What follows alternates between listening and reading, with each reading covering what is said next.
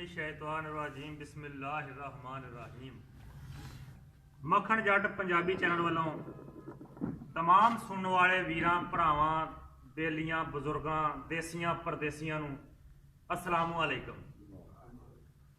तो सुबह दे अज असीं बैठे सी, गल पग्गां ते दाड़ियां दी हो रही सी ते पग ते दाड़ी दी एक निगी जी गल ये आ कि एक दानश्वर ने आख्या कि पग्गां दाड़ियां दा पिया कसमान है।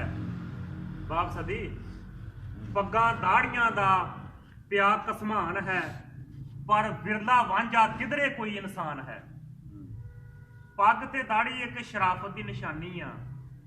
अगर पग ते दाड़ी दे नाल इंसानियत आ ते पग ते दाड़ी दा फायदा वा।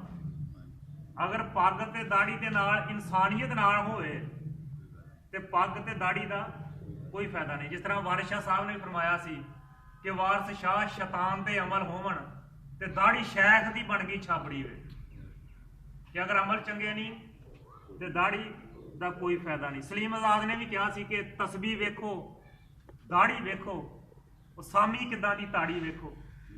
ते अलामा साहब ने भी एक जगह फरमाया कि उन्होंने फरमाया सी कि ढूंढने से भी इंसान नहीं मिलता, यूं तो पुख्तात ही पुख्तात है इंसानों के। तो ये पग ते दाड़ी की निकी जी गल सी कि पग ते दाड़ी सजदी आ इंसानियत नाल। अगर इंसानियत आ ते दी बड़ी शान आ, अगर इंसानियत नहीं तो फिर भावें तीसरे बटन तक भी आवे ते तुरला 2 फुट तां भी जावे तो कोई फायदा नहीं। तो हजरत वारिस शाह साहब रहमतुल्लाह अलैह एक जगह लिखते कि इब्राहीम अदम छड़ राज दिते। जिहड़ी अज दी पंजाबी बैठक का असल कहानी सी वो हुण शुरू होने लगी आ कि शाह साहब लिखते कि इब्राहीम अदम छड़ राज दिते, बातां हक दियां जदों विचारियां ही ते नाथा छड़ दिते राज राजियां ने, सफा फक्कर ने जिथे खिलारियां ही ते इस जट गरीब नूं तार उवें जिवें अगलियां संगतां तारियां ही ते वारिस शाह मियां रब शर्म रखे जोग विच मुसीबतां भारियां ही। इसकी तफसीर यह आ कि हजरत इब्राहीम अदम वो बादशाह होया जिहदे महल दे 121 कमरे सी।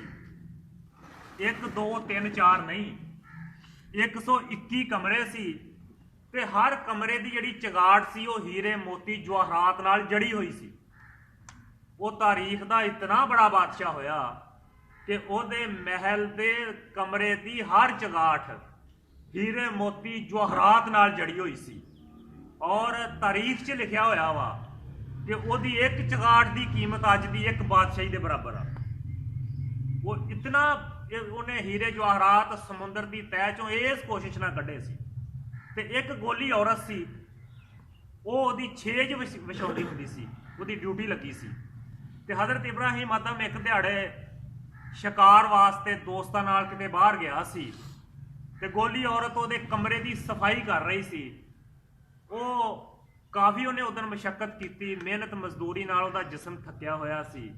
एवें दिल च ख्याल आ गया कि बादशाह की जिहड़ी छेज आ इन्नी नरम आ, इहदे ते पै के ते वेखीए भी किन्ना स्वाद आउंदा वा, किन्ना क आराम आउंदा वा, जां इह छेज दा मज़ा किन्ना का। हुण वो सारे दिन की थकी हारी सी, वो जूं ही उन्हें बादशाह की छेज ते कंड लाई ते नींद आ गई। उन्हें थके बंदे नूं अगर आराम मिल जाए तो नींद छेती आ जाती है। हज़रात गिरामी जूं ही उन्हें अपनी छेज ते कंड लाई आ नाल ही नींद का गलबा आया, वो नींद च चले। वक्त गुजर गया, हुण सुत्ती पई जिहड़ी सी ओह गोली उहदे उत्ते बादशाह। जदों बादशाह ने आके देखिया कि फटे पुराने कपड़े, गंदे हथ, सफाई करने वाली बीबी ते बादशाह की छेज तो सुत्ती पई है। उत्थे एक हिसाब का जलजला आ गया। तो हजरत इब्राहीम अदम ने जड़ा हजे हजरत नहीं सी बनया, सिर्फ बादशाह इब्राहीम सी, अपना चाबक ला लिया तो गोली औरत नूं मारना शुरू कर दिया। उहदे जिस्म ते दुर्रे मारने शुरू कर दिते। इन्ना मारिया कि वह गोली औरत की खाला देड़ दी। उहदी कंड चों लहू के फुहारे फुटने शुरू हो गए।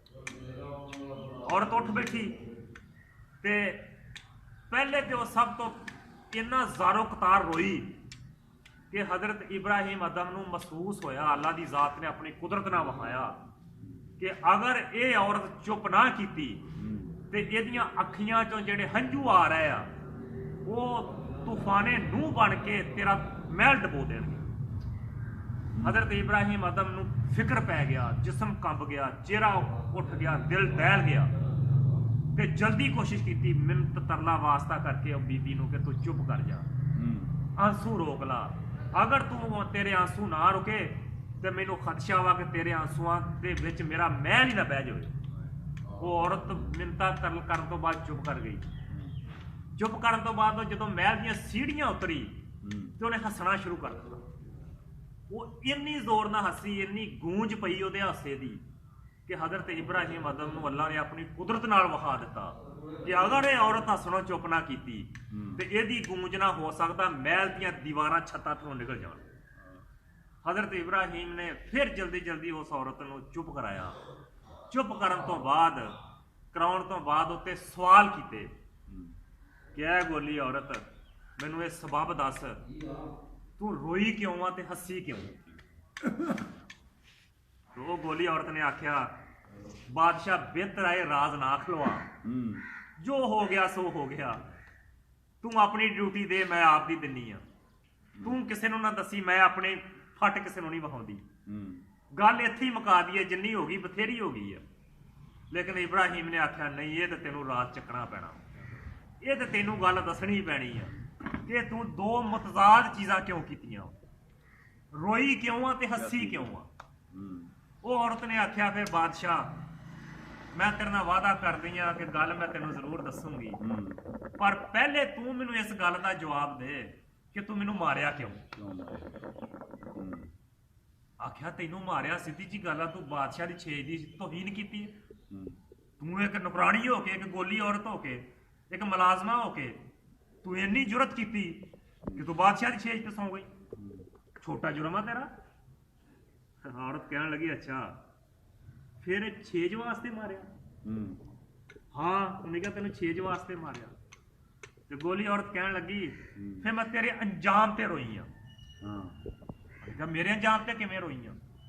उन्हें आख्या तेरे अंजाम ते इस करके रोई हाँ कि तू मेरा मालिक सी, मैं तेरी मुलाजमा सी, मैं ये छेज ते 2 घड़ियां सुत्तियां ते मैनू इन्नी सजा मिली आ भी मार मार के मेरी खल देड़ती, पिंडा ही पट दिता। इस छेज ते 2 घड़ियां सौण की सजा इन्नी आ कि खल देड़ दी गई।